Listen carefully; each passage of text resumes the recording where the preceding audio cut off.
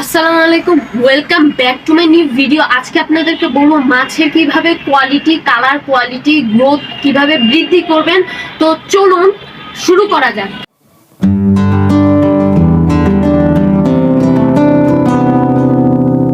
তো সবার প্রথম সব থেকে ইম্পর্টেন্ট জিনিস যেটা হচ্ছে মাছ সেট আপের যে স্পেস দিতে হবে, মাছের স্পেস দিতে হবে মাছকে। গাপ্পিরা কিন্তু লম্বা জায়গায় পছন্দ করে। আপনারা গোলের থেকে লম্বা জিনিসটা লম্বা যেই বক্সগুলো ওইগুলো ইউজ করবেন। আর গোল যাতে না, গোল দিয়ে না, কারণ হচ্ছে গাপ্পিরা লম্বা জিনিস পছন্দ করে। তো আপনারা বেশি জায়গায় কম মাছ দিবেন, আর গাপ্পিদেরকে বেশি স্পেস দেওয়ার চেষ্টা করবেন। গাপ্পিরা মানে আমাদের দেখছেনই, আপনারা যদি দেখে না থাকেন আমরা কিভাবে সেট আপ বানাইছি, তাহলে আমার লিঙ্কে ডিসক্রিপশনে লিঙ্ক দেওয়া আছে, দেখবেন আমরা 70-80 লিটারের মধ্যে আমরা 6 পেয়ারের মতন গাপ্পি রাখছি। তো আপনারা এরকম চেষ্টা করবেন, তাহলে দেখবেন ইনশাল্লাহ আপনাদের গাপ্পির গ্রোথ আর হচ্ছে যে কালারগুলো এগুলো ভালো আসবে। তো সেকেন্ড যেটি মোস্ট ইম্পর্টেন্ট, আপনারা আউটডোর সেট আপ। ইনডোর যদি আপনারা সেট আপ করেন, একটু চেষ্টা করবেন বারান্দা আউটডোর সেট আপ করতে। তা কিন্তু গাপ্পিরা কিন্তু আলো বাতাস বা রোদ, সানলাইট এগুলো কিন্তু পছন্দ করে। আপনারা যদি আউটডোর সেট আপ দেন, আলো বাতাস, হ্যাঁ, তারপর সানলাইট পড়বে, তাহলে দেখবেন আপনাদের মাছের কোয়ালিটি বা মাছের বাচ্চার কোয়ালিটি অনেক ভালো আসবে। আর হচ্ছে ইনডোরে যদি আপনারা সেট আপ বানান, তাহলে কিন্তু আপনাদের একটু লাইটিং এর কস্ট একটু বাড়বে, আপনাদের লাইটিং দিতে হবে। আপনারা চেষ্টা করবেন আউটডোরে সেট আপ করার। আউটডোরে কালার, কোয়ালিটি এবং গ্রোথ সবই ভালো আসবে। তো থার্ড হচ্ছে সব থেকে ইম্পর্টেন্ট, মানে আরেকটা ইম্পর্টেন্ট জিনিস, যেটি হচ্ছে পানির কোয়ালিটি ভালো রাখবেন।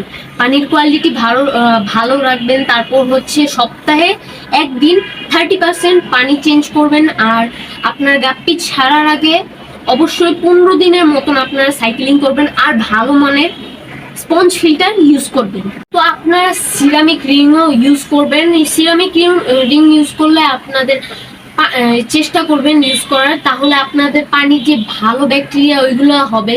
তো ভালো ব্যাকটেরিয়া কিন্তু মাছের জন্য অনেক ভালো। এইভাবেই আপনারা পানির কোয়ালিটিটা মেনটেন করতে পারবেন। তো যেটি হচ্ছে খাবার, ফুড, আপনারা চেষ্টা করবেন ভালো কোয়ালিটির, মানে নর্মাল দোকানে যেগুলো 10 টাকা, 20 টাকা বা 100 টাকা পাওয়া যায় ওগুলা কিন্তু আপনারা ইউজ করবেন না। আপনারা ফার্স্টে প্রোটিন যুক্ত খাবার বা ভালো কোয়ালিটির খাবার ইউজ করবেন। তাহলে আমরা যেটা ইউজ করি ওটাই হচ্ছে সিসো ট্রপিক্যাল, কি জানি ডেরাক্স না কি জানি, তো ওইটাই ব্যবহার করবেন। ওইটাতে 46% প্রোটিন, যেটা মাছের জন্য অনেক ভালো। 46% প্রোটিন। আর হচ্ছে আপনারা লাইভ ফুড যেটি কম দিবেন, সপ্তাহে 2 দিন দিবেন, কারণ হচ্ছে লাইভ ফুড দিলে আপনাদের মাছের প্যারাসাইট হওয়ার অনেকগুলো চান্স বেড়ে যায়। তো আপনারা আরেকটা জিনিস, ভেজিটেবল দিবেন। ভেজিটেবল হচ্ছে শাক সবজি দিবেন।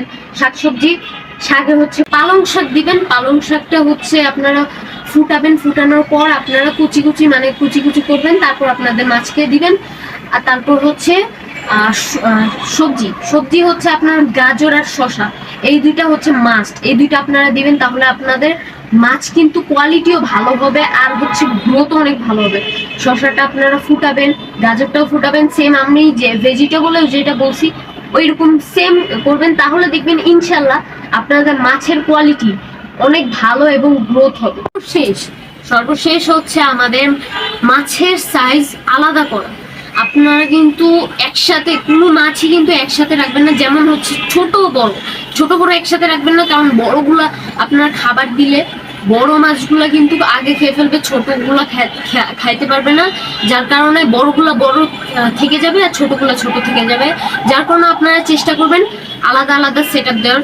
তো আপনারা যদি আমাদের এই কথাগুলো মনে রাখেন বা টপিকসগুলো মেনে চলেন, তাহলে ইনশাল্লাহ আপনাদের মাছের কোয়ালিটি, গ্রোথ এবং যে কালার এগুলো ইনশাল্লাহ ভালো আসবে।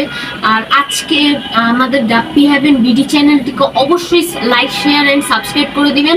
আজকের ভিডিও এতটুকুই, দেখা হচ্ছে নেক্সট ভিডিওতে। আল্লাহ হাফেজ।